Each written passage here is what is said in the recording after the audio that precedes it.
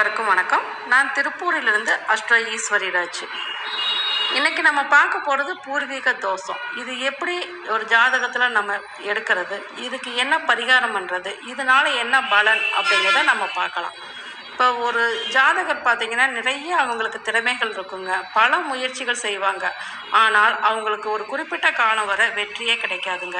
எதுலேயும் ஒரு போராட்ட நிலையே ஏற்படும். இப்போ இதுக்கெல்லாம் என்ன காரணம் அப்படின்னு பார்த்திங்கன்னா, அவங்களுக்கு 5ஆம் இடம் 9ஆம் இடம் பாதிக்கப்பட்டிருக்கும். அதாவது 5ஆம் இடம் என்பது பூர்வ புண்ணியஸ்தானம், 9ஆம் இடம் என்பது பாக்கியஸ்தானம். இப்போ இதெல்லாம் அவங்களுக்கு பாதிக்கப்பட்டிருந்தால் தான் இவங்க நிறைய முயற்சிகள் செய்தாலும் அவங்களுக்கு தடையே ஏற்படுங்க. சரி, இது எப்படி நம்ம ஜாதகத்தில் கண்டுபிடிக்கிறது அப்படின்னு பார்த்தா, 5ஆம் இடத்துல செவ்வாய் ராகு சேர்ந்திருந்தாலும் 9ஆம் இடத்துல சேர்ந்திருந்தாலும் 3 பாகுக்களை இருந்தாலும் இவங்களுக்கு பூர்வீக தோஷம் ஏற்படுங்க. இந்த கிரக நிலையை சூரியன் பார்த்தா குடும்பத்தில் பித்ருவகை சாபம் உண்டு அப்படின்னு எடுக்கலாம். இதை சந்திரன் பார்த்தா இவங்க சிவன் சொத்தால் ஏற்பட்ட தோஷம் அப்படிங்கலாம். புதன் பார்த்தா குரு நிந்தையினால் ராஜ துரோகத்தினால் தோஷம் உண்டு அப்படின்னு சொல்லலாம். மூத்த அண்ணனின் சாபம் என்று கூட சொல்லலாம். ஏன்னா காலபுருஷனுக்கு 5க்கு 11ஆம் இடம் அப்படிங்கிறதுனால புதனோட வீடு அப்படிங்கிறத. சுக்கிரன் பார்த்தா மற்றும் சுக்கிரன் புதன் வீட்டில் இருந்தாலும் இவங்களுக்கு கன்னி பெண் சாபம் உண்டு அப்படின்னு சொல்லலாம். சனி பார்த்தால் இவங்க வேலையாட்கள் அடிமைகள் அவங்களால இவங்களுக்கு சாபம் ஏற்பட்டுச்சு அப்படின்னு சொல்லலாம். குறிப்பாக இந்த பாவகிரக சேர்க்கை பாதிக்கும் விதமாக 5, 9ஆம் இடம் அமைந்தாலே அவங்களுக்கு பூர்வீக தோஷம் ஏற்படும் அப்படின்னு நம்ம சொல்லலாம். சரி, இதுக்கு என்ன பரிகாரம் அப்படின்னு பார்க்கலாங்க.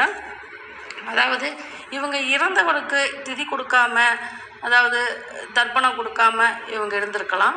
இப்போ இவங்களுக்கு பரிகாரமாக இறந்தவங்களுக்கு திதி கொடுக்கணுங்க. அவங்க நினைவு நாளில் அவங்களுக்கு படையல் போட்டு ஏழைகளுக்கு தான தர்மம், உணவு தான தர்மம் செய்யணுங்க. அதுபோக பாவநாசம் சென்று பாணி தீர்த்தத்தில் இவங்க நீராடி அங்கே ஒரு 5 சாமியார்கள் சன்னியாசி அவங்களுக்கு இவங்க உணவு வாங்கி கொடுத்து அவர்களிடம் இருந்து ஒரு கைப்பிடி உணவு வாங்கி அந்த சாப்பாடை காக்காவுக்கு வைக்கணுங்க. அந்த காக்கா அந்த சாப்பாடை எடுத்து சாப்பிடணும். அப்போ அதன் மூலயமா அவங்களுக்கு பூர்வீக தோஷம் நிவர்த்தியாச்சு, பிதிர்வகை தோஷம் நிவர்த்தியாச்சு அப்படின்னு சொல்லலாம். அடுத்து பார்த்திங்கன்னா குரு சாப தோஷ நிவர்த்தி என்னன்னு பார்க்கலாம். அதாவது ஒரு வளர்பிறை வியாழக்கிழமை லட்சுமி காயத்ரியோட வணங்கிவிட்டு ஒரு யானைக்கு ஒரு சீப்பு வாழைப்பழம் வாங்கி கொடுத்து ஆசீர்வாதம் வாங்கிக்கணுங்க. அதுபோக உங்களுக்கு பிடிச்ச உங்களுக்கு சொல்லி கொடுத்த குருநாதருக்கு ஒரு தாம்பலத்தில் வஸ்திரம், பழம், புஷ்பம், வெற்றிலை பாக்கு, குரு காணிக்கை, ஒரு பேனா இதோட வச்சு அவங்களுக்கு அவங்க கால் கொடுத்துட்டு அவங்க காலில் விழுந்து ஆசீர்வாதம் வாங்கிட்டு வரணுங்க. அதுபோல் குலதெய்வ தோஷம் அப்படின்னா இவங்க குலதெய்வ ஆலயங்களுக்கு சென்று அவங்க குல வழக்குப்படி அவங்க பூஜை போட்டு வணங்கி குடும்பத்தாருடன் குலதெய்வ கோயிலையோ அல்லது தலை விருட்சத்தையோ 9 முறை சுற்றி வரணுங்க. அப்போ அந்த குலதெய்வ தோஷ நிவர்த்தி ஆகும். இப்போ சிவன் சொத்தினால் ஏற்பட்ட தோஷம் அப்படின்னா அதை நீக்குவதற்கு ஸ்கந்த பிரதோஷ வழிபாடு சிறப்பு தருங்க. ஒரு வருடத்தில் 6 சனிக்கிழமைகளை திரியோதசி திதி கூடி வருவது இந்த கந்த பிரதோஷம்.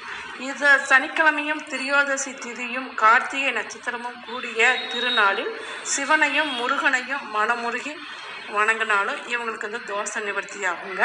சிவன் கோயிலுக்கு தம் தகுதிக்கேற்ப இவங்க தான தர்மம் செய்யலாம். இது போல் இவங்க அந்த சிவன் சொத்தினால் ஏற்பட்ட தோஷத்தை நீக்கிக்கலாங்க.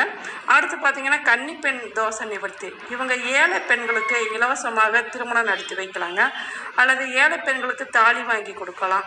அப்படி செலவு செய்ய முடியவில்லை அப்படின்னா பாய், தலகாணி, பீரோ, கட்டில், மெத்தை, புடவை இப்படி ஏதாவது ஒரு பொருளை இவங்க அந்த திருமணம் ஆகிற கன்னிப்பெண்ணுக்கு இவங்க வாங்கி கொடுக்கணுங்க.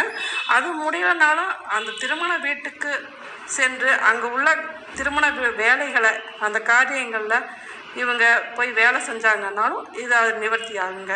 சப்த கன்னிகள் கோயிலுக்கு சென்று வழிபட்டாலும் பெண்களுக்கு முடிந்த அளவில் இவங்க நன்மையே செய்யணுங்க. அப்போ இவங்களுக்கு கன்னிப்பெண் தோஷம் நிவர்த்தி ஆகும். அதே போல் வேலைக்காரர்கள் தோஷ நிவர்த்தி என்னன்னு பார்த்தீங்கன்னா, வேலைக்காரர்கள் தோஷம் இருந்தால் இந்த பிறவில நல்ல வேலைக்காரர்களே கிடைக்க மாட்டாங்க. அல்லது வேலைக்காரர்களே முதலாளி குடும்பங்களுக்கு நாச வேலை செய்வாங்க. அதனால் பெரும்பாலும் வேலைக்காரர்களை வைத்து கொள்ளாமல் இருப்பது நல்லது. அப்படியே வேலைக்காரங்களை கிடைச்சாங்கன்னா அவங்களுக்கு நல்ல உணவு, உடை, நல்ல சம்பளம் வழங்க வேணுங்க. சனி பகவானுக்கு பிடித்து செய்து கொள்ளணுங்க. இது போன்ற இவங்க பரிகாரங்கள்லாம், எளிய பரிகாரங்கள்லாம் செய்வது மூலம் இவங்க பூர்வீக தோஷத்தை நிவர்த்தி செய்யலாங்க. இதுபோல் மேலும் ஜோதிட தகவலுக்கு எனது நம்பரை நீங்கள் கான்டாக்ட் பண்ணலாம்.